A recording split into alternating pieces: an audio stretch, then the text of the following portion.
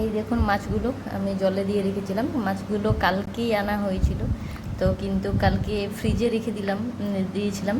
তো ডিপ ফ্রিজে রাখার জন্য এগুলো পুরো বরফ হয়ে গেছিলো একটু একটু, তার জন্য আমি একটু জল দিয়ে রেখে দিয়েছিলাম যাতে মাছগুলো তাড়াতাড়ি ছেড়ে যায় রান্না করার জন্য। আজকে নর্মালি মাছের ঝোলই রান্না করব, তার জন্য আর রেসিপি শেয়ার করব না, জাস্ট আপনাদের সাথে একটা ব্লগই শেয়ার করব যে আজকে ফিশটা আমি আজকে কি রান্না করলাম তারই একটা ব্লগ শেয়ার করব। তার জন্যে এবার আমি ফিশগুলোকে ফ্রাই করা যাক। ফিশগুলো সব ছেড়ে গেছে, ওটার থেকে আমি এবার তুলে নেব সবগুলোকে।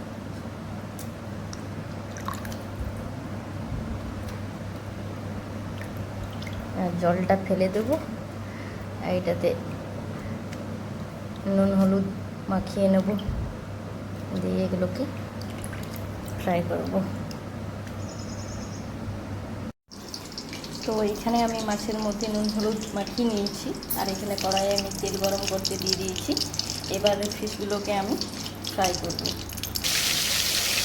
তো আমি আগে মাছের মাথাগুলো দিয়ে দিয়েছি, কারণ এ কড়াইয়ে মাছ আগে ভাজলে খুব লেগে যায়। তাই জন্য আমার মা আর মাসি বলে মাছের মাথাগুলো আগে যদি ভেজে নিস তাহলে তারপরে পিসগুলো দিবি, তো আর কড়াইয়ে লাগবে না। তার জন্য আমি আজকে ফ্রাই করলাম কি আগে মাথাগুলো ফ্রাই করে নিই, তারপরে পিসগুলো ফ্রাই করবো। তো মাছগুলো ফ্রাই হতে থাক, আমি তা করতে মশলাটা রেডি করে নিই। তো মাছের জন্য আমি মশলা রেডি করে নিয়েছি। এটাতে পেঁয়াজ, রসুন, আদা আর লঙ্কা এটাকে পেস্ট করে নেব। আর যেহেতু আমি মাছ বেশিরভাগই রান্না কাসুন্দি দিয়ে করি, তো সর্ষে বাটা ওই কাসুন্দি দেবো, আর জিরে আর ধনের গুঁড়ো ইউজ করব। তার জন্য এগুলো আর পেস্ট করলাম না, শুধুমাত্র এগুলোই আমি পেস্ট করে নেব। তো এখানে আমার মশলার পেস্টটা রেডি হয়ে গেছে। এখানে পেঁয়াজ, আদা, রসুনটা পেস্ট করে নিয়েছি, আর এখানে গুঁড়ো মশলাগুলোও আমি দিয়ে দিয়েছি, জিরে গুঁড়ো, ধনে গুঁড়ো আর কাসুন্দি। এটা মশলাটা আমার পুরোপুরি রেডি হয়ে গেছে। আর এখানে ফোড়ানোর জন্য পেঁয়াজ আর টমেটো কেটে নিয়েছি, সবগুলো হয়ে গেছে। আর ফিশগুলো ফ্রাই হচ্ছে, এগুলো হয়ে গেলেই হয়ে যাবে। তো আমার মাছ ভাজা কমপ্লিট হয়ে গেছে, সবগুলোকে আমি ভালো করে ফ্রাই করে নিয়েছি। এবার আমি ফোড়নে পেঁয়াজগুলো দিয়ে দেবো তেলের মধ্যে, যেহেতু ওই তেলেই রান্না করবো তার জন্য ওই তেলে দিয়ে দিলাম পেঁয়াজগুলো।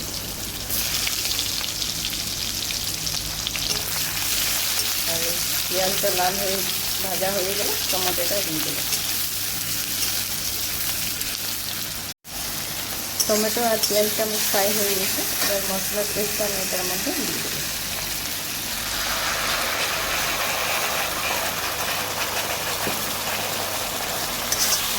ভালো করে আমি কষতে হবে। আর এটাতে আমি এবার নুন আর হলুদ অ্যাড করে দেবো, স্বাদ মতো নুন দিয়ে দেবো, দিয়ে এটাকে ভালো করে কষিয়ে আর জল দেবো। এবার আমি এটার মধ্যে হলুদ গুঁড়ো আর নুনটা অ্যাড করে দেবো।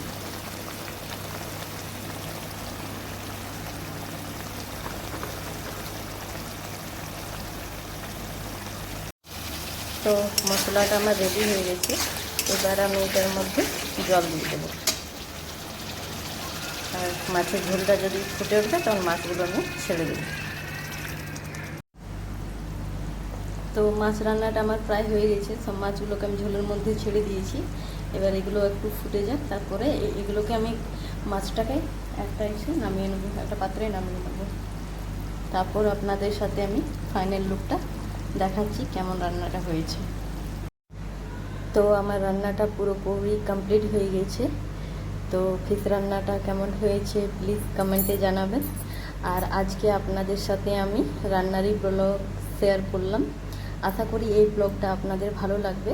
ভালো লাগলে আমার পেজটাকে ফলো করতে ভুলবেন না। তো আজকের মতো এইখানেই, আবার দেখা হবে নেক্সট ভিডিওতে। এখনকার মতো টাটা।